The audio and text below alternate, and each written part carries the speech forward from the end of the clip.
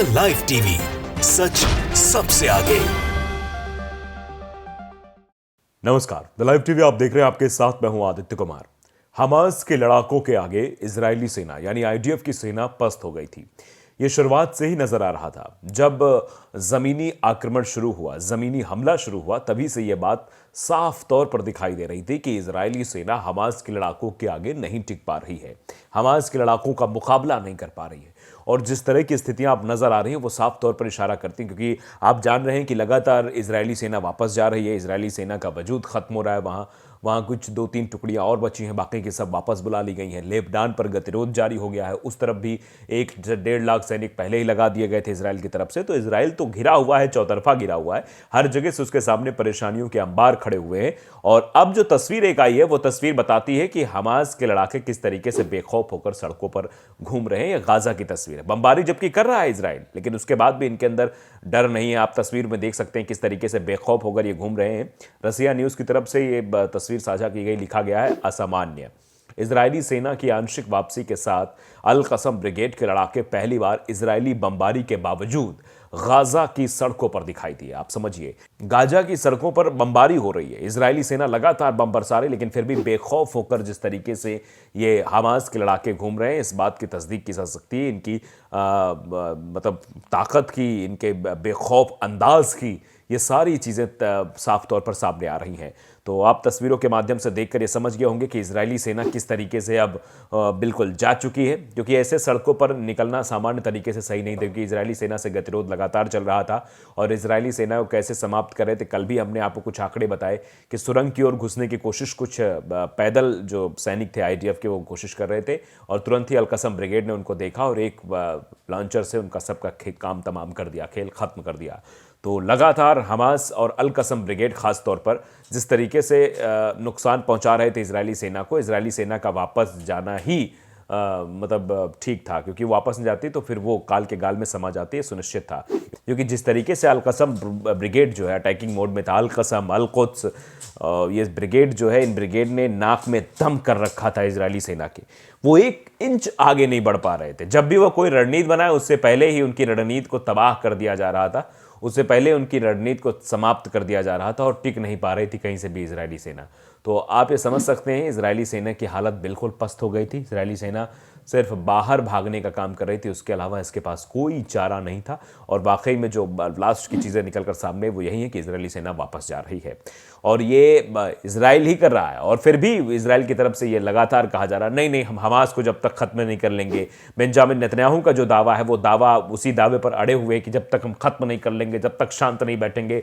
ये दरअसल एक हठधर्मिता है जो इंसान के अंदर होती है, और उसी हठधर्मिता का प्रचार प्रसार करने की कोशिश वो कर रहे हैं। लेकिन हालात वो भी जानते हैं, अमेरिका ने भी उन्हें समझाया है, अमेरिका ने बताया है कि अगर आपने लेबनान पर गतिरोध जारी कर दिया, आपने हिजबुल्लाह से पंगा लेना शुरू कर दिया, तो स्वाभाविक तौर पर वहां आपकी जीत सुनिश्चित नहीं हो पाएगी। क्योंकि इजराइल भी इस बात को बखूबी जानता है कि 2006 में जब हमारी लेबनान की तरफ से हिजबुल्लाह के गतिरोध की चीज़ें सामने आई थी, तब हिजबुल्लाह से हमारा 34 दिनों तक युद्ध चला था।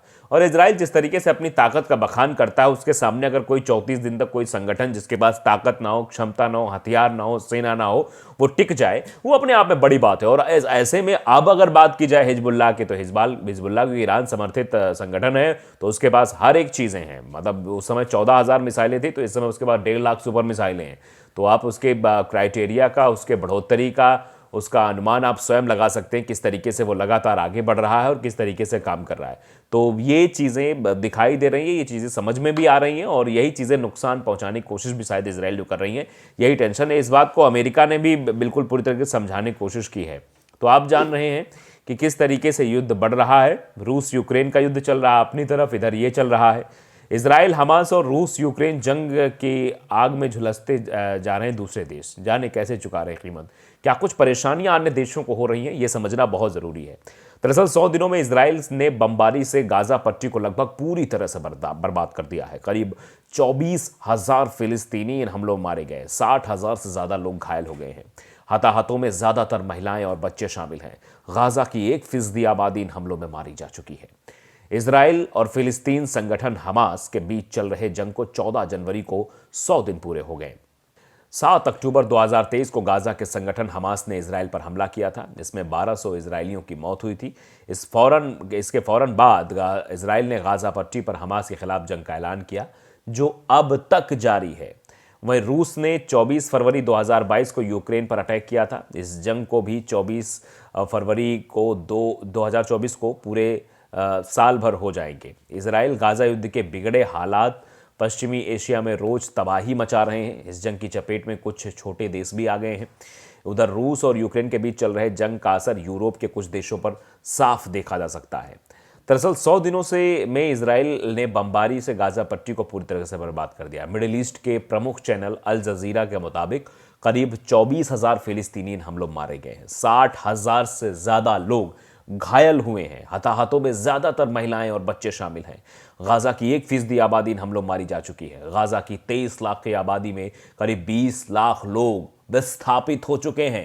यानी समझिए आप, 23 लाख की आबादी और 20 लाख लोग विस्थापित हो चुके हैं। अब ये सभी दक्षिण गाजा में खुले आसमान के नीचे या टेंटों में रहने को मजबूर है। जंग की तबाही के बीच गाजा में अभूतपूर्व मानवीय संकट और भुखमरी का दौर शुरू हो गया है। दुनिया के कई देश और संयुक्त राष्ट्र संघ समेत तमाम अंतर्राष्ट्रीय संस्थाएं इजराइल से हमले रोकने की अपील कर चुके हैं, लेकिन इजराइल ने ऐलान किया है कि वो हमास के खात्मे और बंधक बनाए गए सभी नागरिकों की रिहाई तक हमले नहीं रोकेगा, जबकि उसने खुद अपने 3 बंदों को मार दिया। मतलब उसके जो इजराइल के जो बंदे थे, जो जिनको बंधक बना लिया था हमास ने, उन्हीं को उसने मार दिया। और आईडीएफ की सेना कहती है कि नहीं, इनसे खतरा दिखाई दे रहा था, इसलिए ऐसा हमने किया। तो आप समझ सकते हैं, जंग की तबाही के बीच ये अभूतपूर्व चीजें हो रही हैं। हमास ने 7 अक्टूबर को इजराइल पर रॉकेट हमले के साथ ही करीब 240 लोगों को अगवा कर लिया था, जिनको बंधक बनाया था अपने यहाँ। अगवा हुए लोगों में कई विदेशी भी शामिल थे। 24 से 30 नवंबर 2023 को हुए 6 दिनों के सीज फायर में 105 नागरिकों को रिहा भी किया गया है। अभी भी 136 इजरायली नागरिक जो है वो हमास के कब्जे में है। इन्हें कहाँ रखा गया है, इसकी कोई जानकारी अभी इजराइल को नहीं है। इजराइल और हमास के बीच चल रहे इस जंग की आग पश्चिमी एशिया के कई देशों में फैल चुकी है। इजराइल के हमले से गाजा के पड़ोसी देश बेचैन और नाराज हैं। यमन, सीरिया, ईरान, लेबनान, ये जैसे देश इजराइल को सबक सिखाने के लिए कुछ भी करने को तैयार दिख रहे हैं। गाजा पर इजरायली हमलों से ईरान खासतौर पर नाराज और आक्रोशित है।